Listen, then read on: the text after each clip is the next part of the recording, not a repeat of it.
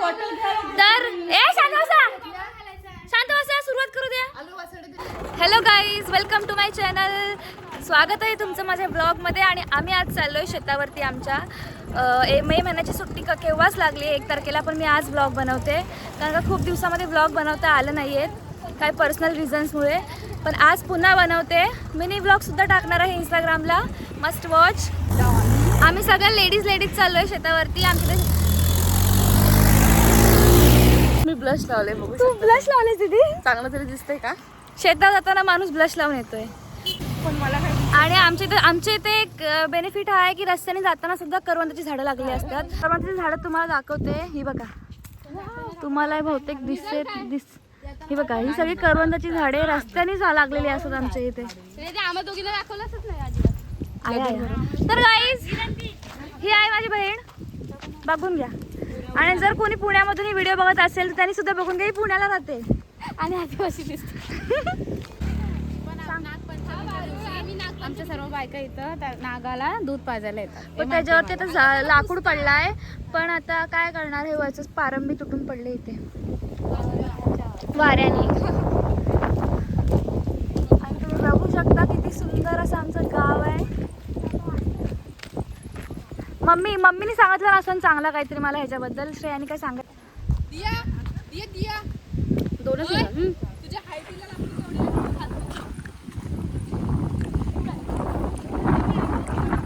माझी व्हिडिओ जशी बंद असते ना, तोपर्यंत सगळी अशी गावठी बोलत असतात, हे इकडं तिकडं.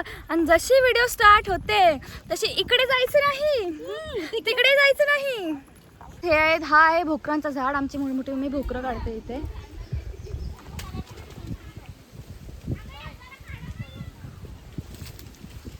जेव्हा मी लहान होते तेव्हा माझ्या आजीसोबत मी शेतावरती नेहमी जायचे. आणि तेव्हा नेहमी माझी आजी मला ते भोकरं काढून द्यायची. ह्याचा लोणचं पण करतात. हां, जसं की मी म्हटलं, मी माझ्या आजीसोबत नेहमी शेतावर जायचे. पण मला आता जाता येत नाही कारण का कामामुळे. पण माझी आजी दररोज जाते फाट्याची भारी आणायला. काय आई हाय कर, आई हाय कर, हाय. काय घेतलं? आंब, करवंद, बॉटल आहे पाण्याच्या. आणि हे आमची गावातली कार्टी. काय रे? हा काय? तुम्ही आता आमच्या पाठवून आलात? नाही, पुढे होतं तुमच्या. हो का? सो गाईज, आम्ही जातो शेतावरती खूप वर्षांनी. आणि इकडे आमची आदिवासी वाडी आहे. अशी त्याला नाव दिलं आहे वाघबीळ आदिवासी वाडी. कारण का आमच्या तिकडे आमच्या शेताच्या पलीकडे तिकडे असं तिकडे म्हणजे आदिवासी वाडी आहे. आणि तिथून अशी एक वाघबीळ आहे. म्हणजे वाघाची गुहा आहे मोठी. 2 आहेत गुहा अशा मोठ्या. त्याच्यामध्ये वाघ होता पळून गेला. हा, तिथे म्हणजे तिथे वाघ पहिले होते त्या वाघबीळच्या गुहेमध्ये. म्हणून त्याला वाघबीळ असं म्हणतात. आणि म्हणून ती वाघबीळ आदिवासी वाडी. ही आमच्या गावाची विहीर आहे. आणि विसर्जन आम्ही गणपतीचं इथे पूर्ण पावसाळ्यात नदी वगैरे भरते, तिथे आम्ही विसर्जन करतो. आणि हे पुढे जरा दाखवते. इथे तिकडे एकदम खाली किंवा मग तिकडे, आता तिकडे करतो कारण इकडे खूप पाणी कमीच असतो. आणि सर्व पोरं या विहिरीमध्ये पोहायला येतात, बायका या विहिरीमध्ये धुवायला येतात. इथे गुरांसाठी झूम कर जरा, सगळी गुरं इथं पाणी पितात. आणि काहीच आम्हाला गणपतीत इथं खूप मजा येते. जसं की तुम्हाला श्रेयाने सांगितलं ना, त्या विहिरीमध्ये तिकडे त्या नदीमध्ये आम्ही जसं विसर्जन करायचो गणपतीचा. पण आता ती जागा सगळी मातीने भरत चालली आहे. म्हणजे तिथे आता गाळ साचत चाललं आहे. आता आम्ही विसर्जन इकडे करतो गणपतीचा. इथे सगळे गणपती आम्ही लाईनीत लावतो. म्हणजे सगळे असे मांडतो, रचतो सगळे गणपती लाईनमध्ये. आणि ही जी नदी येते ती तिकडून त्या साईडने येते, ते वरच्या साईडने. आणि तिथे आमची जिथे शेतं आहेत तिथून ती नदी तो ओढा वाहत येतो आणि इकडे नदी बनते त्याची. आणि तिथे पुढे असे एक विहीर टाईपमध्ये आहे. आणि इथे सुद्धा एक विहीर टाईपमध्ये आहे. पण ते खूप खोल आहे, तिथे कोण पोहत वगैरे नाही. आणि इथे बायका त्या साईडला पाणी जेव्हा कमी येतं थोडाफार पावसाळ्याच्या नंतर, तेव्हा तिथे कपडे पण धुवायला जातात. आणि जसं की म्हटलं, इथे पण कपडे धुवायला जातात. आणि इथून आमची आदिवासी वाडी आतमध्ये. आणि ह्या साईडने आमच्या शेतावर जायचं आहे. चला, एवढा एवढा असं वरती चढण चालून जायला लागतं खड्डे होते शेतावर. ना रिया? ह्याच्यामुळे मला जरा कंटाळा येतो. खड्डे किती होते इथं पहिले? हा इथे खूप खड्डे होते पण आता रस्ता बनवला त्याच्यामुळे माणूस व्यवस्थित जाऊ शकतो. वरच्या गावाचे जेवढे गाडी घेऊन यायचे ते पडले आहेत. तिकडून सुद्धा जायला रस्ता आहे आमच्या शेतावरती आणि ही अशी मागची साईड आहे पण आता ही ओपन केलंय आम्ही. हा आहे आमचं जांभळाचं झाड आणि हा बाजूला आंब्याचं झाड. हे बघा आंबे आलेले आहेत त्याच्यावरती.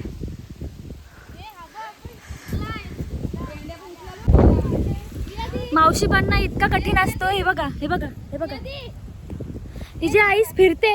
व्हेरी जोर मम्मी कुठे मम्मी तुझी? सांग बघू दे बघू. गाईज मला एकच भेटलाय पण तो एक नीट आहे. खाऊ आपण. इथं आंब्याचं पण झाड आहे ना इथून मला. हे बघा रसरशीत. कच्चे पण आंबे आहेत. कच्चा हवा होता ना. गिल्ली ए श्रेयाने बी गिळला.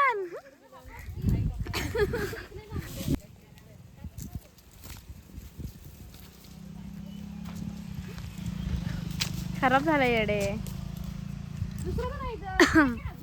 ए घशात आड.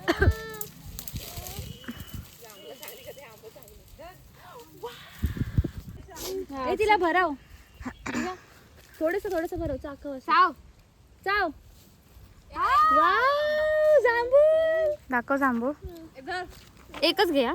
इकडे पहिली जेव्हा आम्ही लहान होतो ना तेव्हा आम्ही दरवेळेस सगळ्या बहिणी यायचो. सगळे आमच्या घरातली म्हणजे आता सुद्धा येतात पण पहिली जास्त येणार यायचो. सॅटरडेला. आता आम्ही पुढल्या सॅटर्डेला नक्की येणार आहोत. तेव्हा आमची पूर्ण फॅमिली येणार आहे. तेव्हा आमची फुल फॅमिली धर बाबू धर.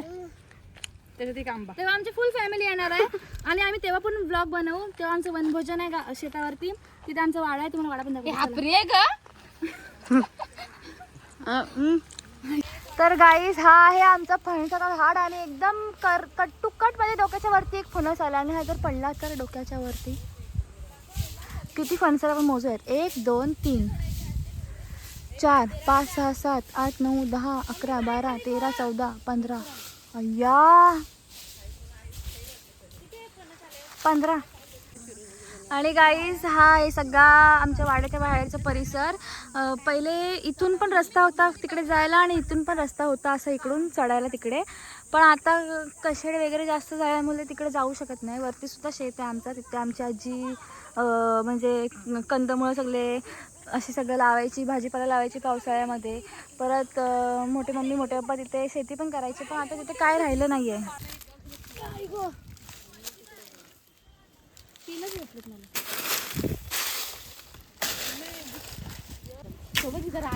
अरे गाइस मुझे लगा असू दे मर्द को दर्द नाही होता.